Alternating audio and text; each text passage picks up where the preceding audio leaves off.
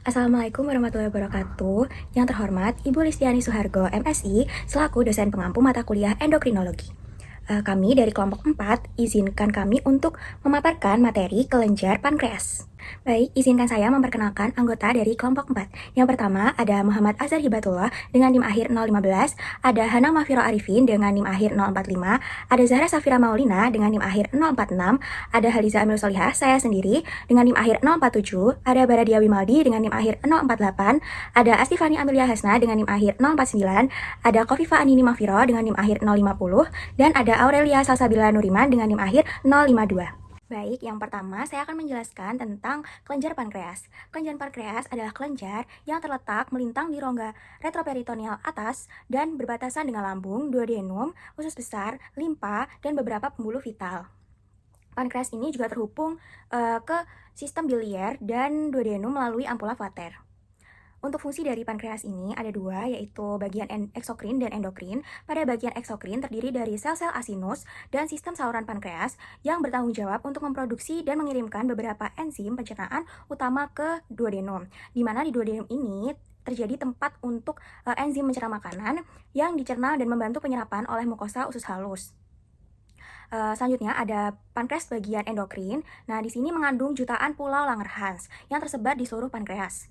Pulau-pulau Langerhans ini terdiri dari 4 jenis sel. Ada sel alfa, sel beta, dan sel gamma. Lalu ada sel PP atau polipeptida pankreas. Nah, pada sel alfa yang mensekresi glukagon, lalu sel beta untuk memproduksi insulin, sel gamma yang melepaskan somatostatin, dan sel-sel polipeptida yang memproduksi polipeptida pankreas. Nah, hormon-hormon dari pankreas ini, terutama glukagon dan insulin, ini memainkan peran penting dalam menjaga homeostasis glukosa pada tubuh. Berikutnya adalah hormon yang dihasilkan oleh kelenjar pankreas. Yang pertama adalah somatostatin, yang merupakan hormon peptida, yaitu untuk mengatur sekresi endokrin dan berperan terhadap neurotransmisi dan proliferasi sel lewat interaksi dengan reseptor somatostatin G protein dan menghambat pelepasan hormon. Hormon ini diproduksi pada pankreas, ventriculus intestine, neuron dari nukleus proventricular dari hipotalamus, kelenjar hipokampus, dan batang otak pada bagian nukleus tractus solitari. Proses sekresi somatostatin dimulai dari sel delta yang mengandung kanal kalium yang sensitif terhadap ATP yang akan terbuka pada tingkat glukosa rendah tetapi menutup saat glukosa meningkat. Penutupan ini memicu depolarisasi membran, aktivitas listrik, dan peningkatan sekresi somatostatin. Faktor-faktor yang dilepaskan oleh sel alfa atau sel beta tetangga memperkuat efek glukosa pada sekresi somatostatin dari sel delta yang bertindak secara lokal di dalam pulau-pulau pankreas sebagai inhibitor parakrin atau autokrin terhadap sekresi insulin, glukagon, dan somatostatin. Efek somatostatin dimediasi oleh aktivitas reseptor somatostatin yang terikat pada protein G inhibitor yang berujung pada penekanan aktivitas listrik dan eksositosis pada sel alfa dan sel beta.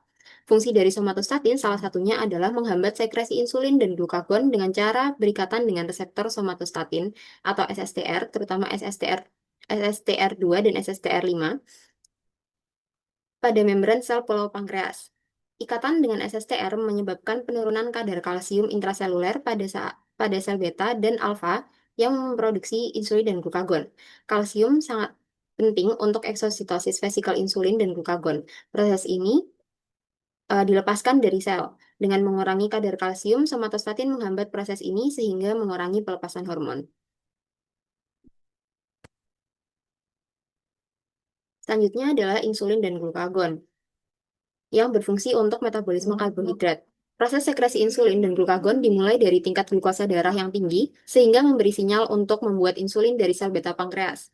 Insulin memberi sinyal kepada sel untuk menyerap glukosa dari aliran darah, sehingga menurunkan tingkat glukosa darah. Sekresi insulin diatur secara ketat oleh tingkat glukosa darah dan faktor lain termasuk glukagon dan hormon lainnya. Sekresi glukagon dimulai dari tingkat glukosa darah rendah atau hipoglikemia, sehingga merangsang pelepasan glukagon dari sel alfa pankreas. Glukagon merangsang glikogenolisis atau pembongkaran glikogen di hati, melepaskan glukosa ke dalam aliran darah yang meningkatkan tingkat glukosa darah. Pelepasan glukagon juga dipengaruhi oleh tingkat glukosa darah, insulin, dan faktor lain seperti epinefrin. Cara kerja insulin dan glukagon adalah dengan merangsang keberadaan reseptor untuk uptake glukosa untuk diubah menjadi energi. Seluruh jaringan memiliki reseptor tersebut, yaitu GLUT4. Reseptor ini banyak ditemukan di membran bersama dengan reseptor lainnya, sementara sitoplasma hanya memiliki GLUT4. Dengan adanya glukosa di luar sel, insulin dan glukagon merangsang reseptor untuk naik ke membran dan menyerap lalu diubah oleh insulin menjadi energi. Selanjutnya adalah mengenai gangguan-gangguan pada kelenjar pankreas. Gangguan pertama yang bisa berakibat pada kelenjar pankreas yaitu hiperglikemia.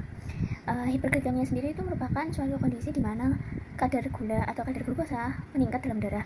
Nah, meningkatnya itu melebihi batas normal. Pada orang dewasa, batas normal dari kadar glukosa yang ada dalam darah itu berkisar antara 70 hingga 140 mg per desiliter. Hiperglikemia ini bisa disebabkan oleh beberapa faktor. Misalnya adanya resistensi insulin dan juga adanya ketidakmampuan dari pankreas untuk memenuhi kebutuhan insulin yang harus digunakan untuk menyimpan glukosa ke dalam sel. Gangguan selanjutnya yang bisa berakibat pada kelenjar pankreas yaitu diabetes mellitus. Diabetes mellitus sendiri adalah suatu penyakit yang masih ada kaitannya dengan kondisi hiperglikemia. Jadi, apabila hiperglikemia ini terus-menerus terjadi, maka bisa menyebabkan diabetes mellitus. Nah, diabetes mellitus sendiri merupakan suatu kondisi atau penyakit di mana hiperglikemia ini menjadi kronik akibat gangguan hormonal, dalam hal ini adalah hormon insulin. Nah, mengenai hormon insulin sendiri merupakan hormon yang digunakan untuk mengubah glukosa menjadi glikogen. Hormon ini dihasilkan oleh sel beta di pankreas yang berada pada bagian spesifik yaitu pulau Langerhans. Diabetes mellitus sendiri dibedakan menjadi dua tipe, yaitu diabetes mellitus tipe 1 dan diabetes mellitus tipe 2. Diabetes tipe 1 merupakan kondisi diabetes mellitus yang disebabkan adanya autoimun.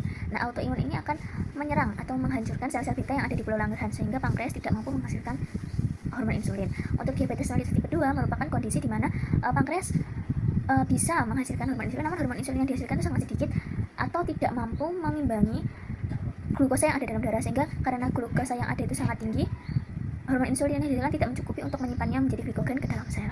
Nah, mekanisme mengenai diabetes mellitus ini secara sederhananya yaitu untuk diabetes mellitus tipe 1 seperti yang sudah dijelaskan sebelumnya bahwa terdapat kerusakan pada sel beta di pankreas sehingga tidak dapat menghasilkan hormon insulin.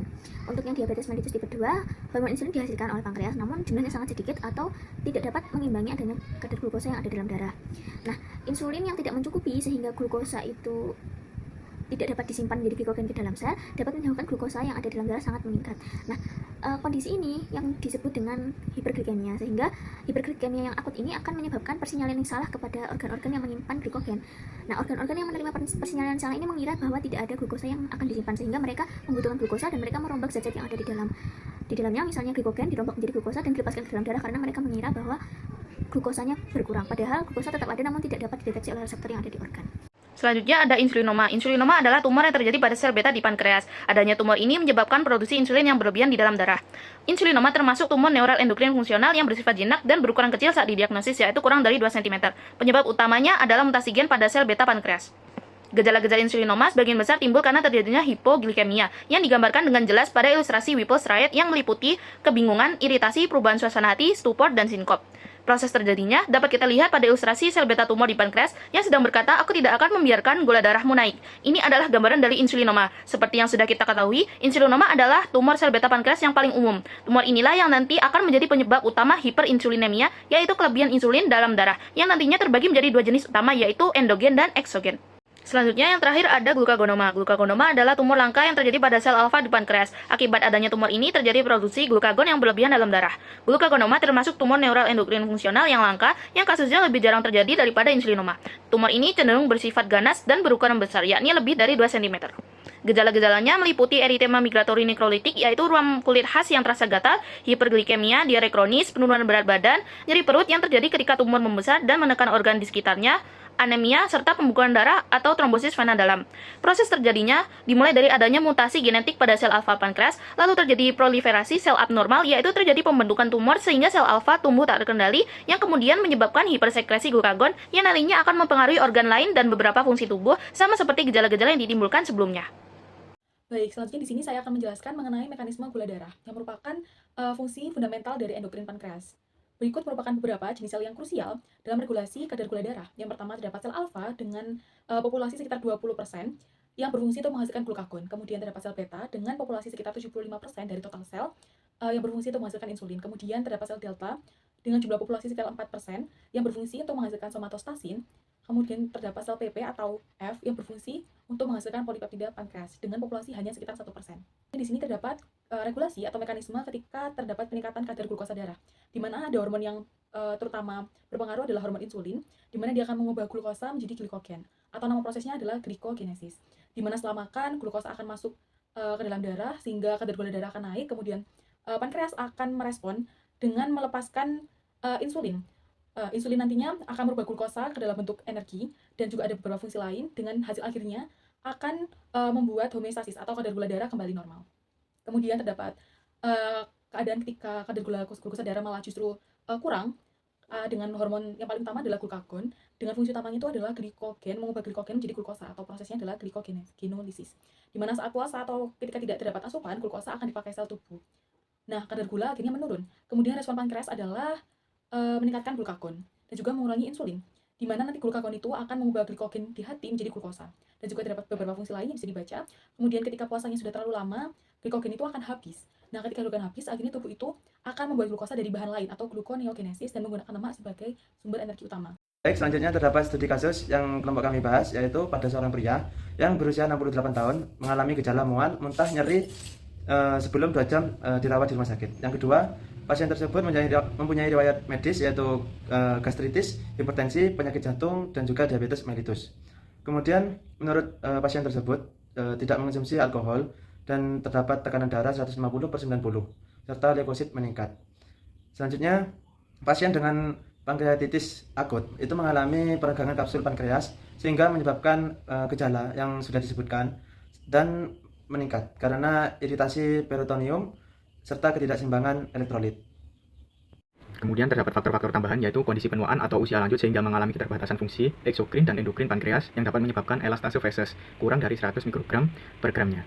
Kemudian terdapat kondisi komplikasi akibat pankreatitis akut, yaitu antara lain gastritis, biasanya mengalami gangguan pencernaan yang mengakibatkan inflamasi jika dibiarkan sehingga bertambah pada pankreatitis. Kemudian terdapat hipertensi yang dimiliki pasien, kemungkinan terjadi karena sistem parasimpatis yang diaktifasi akibat respon stres pasien terhadap nyeri yang dialami. Kemudian pasien tersebut juga mengalami gangguan fungsi pada proses produksi insulin sehingga mengakibatkan adanya penyakit diabetes mellitus. Kemudian terjadinya penyakit jantung karena adanya peradangan pankreas yang memicu terjadinya plak aterosklerotik yang tidak stabil dan juga akan pecah. Kemudian di gambar sebelah kanan ini terdapat penggambaran menggunakan metode CECT, yaitu metode pencitraan medis yang menggunakan sinar X untuk menghasilkan gambar penampang tubuh. Gambar pada sebelah kanan ini yaitu digunakan pada bagian abdomen atau perut, yang sehingga dapat diketahui bahwa pasien tersebut memiliki batu empedu yang merupakan salah satu penyebab dari pankreatitis akut tersebut. Selanjutnya terdapat kanker pankreas. Kanker pankreas itu sendiri merupakan keganasan yang agresif dan mematikan yang terjadi ketika mutasi DNA yang abnormal pada pankreas. Nah, untuk penyebabnya sendiri, sel-sel pankreas itu tumbuh dan membelah secara tidak terkendali sehingga membentuk tumor yang ditandai sebagai penyakit yang fatal, menurut WHO et al. 2021.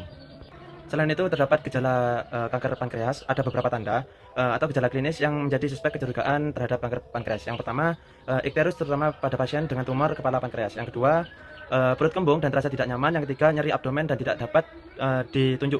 Kemudian poin keempat yaitu mual muntah, dan kelima itu kelelahan, serta yang terakhir itu penurunan berat badan yang signifikan, menurut Ricarni 2021.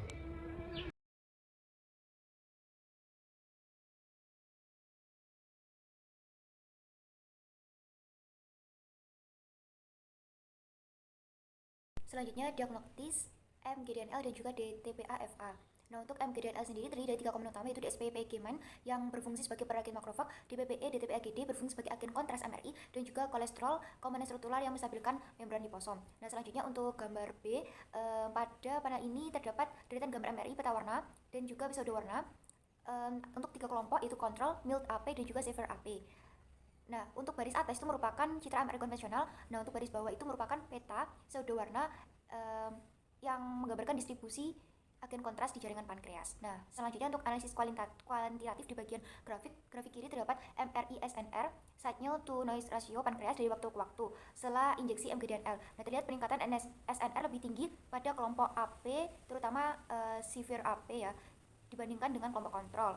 Selanjutnya di sebelah kanan itu merupakan mekanisme kontras gadolinium untuk memperpendek waktu relaksasi T1. Ketika gadolinium itu semakin tinggi di suatu jaringan, maka semakin pendek T1 relaxation time. Selanjutnya, nanopartikel GD-DTPA-FA dirancang untuk merespon lipase yang berlebihan pada pankreatitis akut. Ketika nanopartikel ini mencapai jaringan yang meradang, lipase memecah ikatan asam lemak pada nanopartikel sehingga melepaskan agen kontras GD-DTPA secara lokal. Pelepasan ini meningkatkan sinyal MRI secara signifikan selama 1 hingga 36 jam. SNPS pada bagian A atas menunjukkan proses sintesis nanopartikel berbasis fibroin menghasilkan BRS-NPS, bilirubin silk fibroid nanopartikel. Setelah terbentuk, BRSNPS akan melepaskan bilirubin secara terkontrol ketika terpapar enzim pankreas yang berlebih pada kondisi pankreatitis akut. Nah, bagian bawah, kiri bawah, ilustrasi model tikus dengan AP, di mana nanopartikel BRSNPS yang terakumulasi akan mengalami inflamasi akibat efek enhanced permeability and retention. Nah, sedangkan bagian kanan bawah itu merupakan skema mekanisme kerja di tingkat sel setelah BRNPS masuk sel, kemudian mengurangi stres oksidatif setelah bilirubin dilepaskan ya, dan menghambat jalur inflamasi NF-kB serta mengaktifkan jalur antioksidan NRF2. Bagian B merupakan histologi jaringan pankreas dan bagian C merupakan analisis Weissenborn, di mana hasilnya pada kelompok AP ekspresi NF-kB meningkat, inflamasi tinggi, sedangkan NRF2, HO1 dan SOD1 menurun, antioksidannya rendah. Perlakuan dengan BRSNPS menormalkan ekspresi protein-protein, meningkatkan antioksidan dan juga menurunkan inflamasi. Selanjutnya, cell membrane camouflage nanoparticle.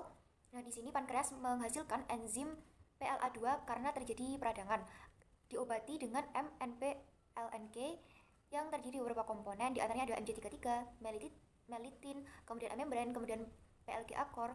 Nah, untuk mekanisme kerja dari nanopartikel tersebut, yang pertama adalah melitin pada permukaan nanopartikel menarik PLA2 sehingga PLA2 berkumpul di sekitar nanopartikel. Setelah PLA2 tertarik, MJ33 yang terdapat pada nanopartikel menghambat aktivitas PLA2 secara spesifik.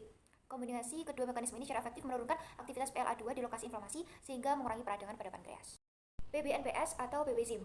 Sintesis PBZIM memerlukan beberapa reaktan seperti FHN63-, PVP, dan juga HCl. Peran PBZIM sendiri, PBZIM masuk ke dalam sel dan akan terakumulasi di sekitar mitokondria sehingga dapat menetralkan ROS atau sebagai ROS scavenger. Setelah menetralkan ROS, maka PBZIM dapat mengurangi disfungsi mitokondria dan akan menekan jalur persinyalan proinflamasi seperti TLR atau NF-kB sehingga akan menurunkan produksi dari sitokin proinflamasi. Yang terakhir, transformer like nanocarrier TLNS dengan bahan bakar misel berbasis SDS sodium dodecyl sulfate diberikan lewat oral yang berubah menjadi misel di dalam usus. Obat yang dibawa yaitu kurkumin diangkut ke pankreas melalui sistem limfatik mesenterica sehingga kurkumin yang memiliki efek antiinflamasi dan antioksidan terakumulasi 12 kali lebih tinggi di pankreas yang akan menurunkan inflamasi atau peradangan yang terjadi di pankreas. Salah satu penyakit yang dapat terjadi di kelenjar pankreas adalah kanker pankreas. Nah, apa itu kanker pankreas? Kanker pankreas sendiri itu merupakan gangguan kesehatan berupa adanya pertumbuhan sel yang tidak terkendali pada jaringan pankreas. Nah, diagnosis dari kanker pankreas sendiri itu ditegakkan berdasarkan gejala-gejala yang ditimbulkan, terutama nyeri perut, inkretus, dan penurunan berat badan. Untuk mengatasi penurunan berat badan itu dapat dilakukan terapi nutrisi, karena nutrisi yang adekuat itu dapat menjadi faktor yang ikut berperan dalam suksesnya terapi pada pasien kanker. Tujuan dari terapi nutrisi sendiri itu berdasarkan gejala penyakit dapat mempertahankan status gizi, sehingga mampu menghadapi stres yang metabolik, terutama pada saat pembedahan, radioterapi, dan kemoterapi, serta untuk meminimalkan efek samping terapi serta memperbaiki kualitas hidup. Pada penderita kanker pankreas sendiri itu dianjurkan makan sayuran dan buah lebih dari 5 porsi, terutama itu pada biji utuh. Kemudian membatasi daging merah yang banyak mengandung lemak, serta membatasi konsumsi alkohol dan menyeimbangkan asupan kalori dan aktivitas fisik. Untuk sumber lemaknya itu sebaiknya berasal dari bahan nabati. Kemudian untuk asupan proteinnya itu bisa ditingkatkan antara 0,8 sampai 2,5 kg dan disesuaikan dengan keadaan pasien. Dan untuk rekomendasi asupan karbohidratnya sendiri itu tergantung dari adanya influensi endokrin. Karbohidrat yang diberikan itu sebaiknya berupa karbohidrat kompleks. Untuk asupan seratnya itu diusahakan paling tidak 25 gram per hari dari sumber makanan serat seperti sayur dan buah-buahan segar yang umumnya kaya akan vitamin dan mineral. Selain itu, pada penderita kanker pankreas juga disarankan untuk mengonsumsi suplementasi enzim pankreas karena dapat mengurangi gejala-gejala gastrointestinal pada kanker pankreas dan meningkatkan asupan makan dan memperbaiki status gizi.